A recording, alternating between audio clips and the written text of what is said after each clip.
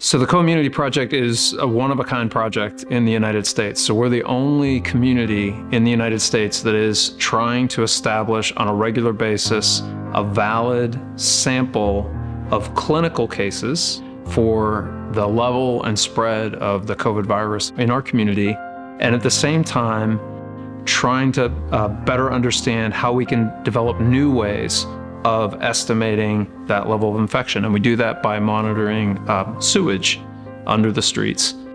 And we're trying to put those two pieces together in a way that the CDC can use going forward nationally to track future pathogens and other health risks. So we developed all these tools and techniques, not only of measuring the virus infection, but also the antibodies to the virus.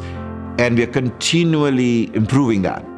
This started as a community-wide initiative, and it is one of the, to me, the most sort of stark example of how united, how our community could come together to address problems that we face ourselves rather than relying on some other sources outside our community to help us.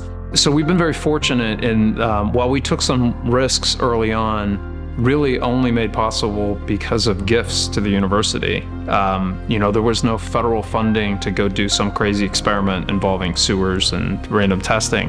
And so because of that early philanthropic support, we were able to demonstrate that we could do this work, that we could reliably do randomized testing, that we could figure out how to do the wastewater work, the sewage work. And then, that led to over $15 million in funding from the federal government and from our city and state. The thing that we need to convey, and this is something that we need to convey as a university very clearly, is that we are part of this community.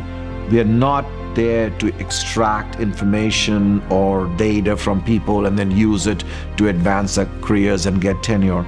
But if we are doing this because this is an essential role of the university, then we have to embed ourselves in the community and be a part of it and solve the problems that are of greatest relevance to our community here.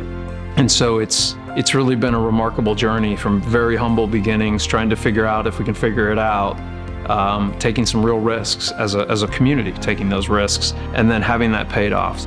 For those that are thinking about and are open to supporting the work that we're doing here, I think I would say, like all giving, there's a little bit of hope that you're going to improve the world. And I think there's also maybe an expectation that good things are going to happen.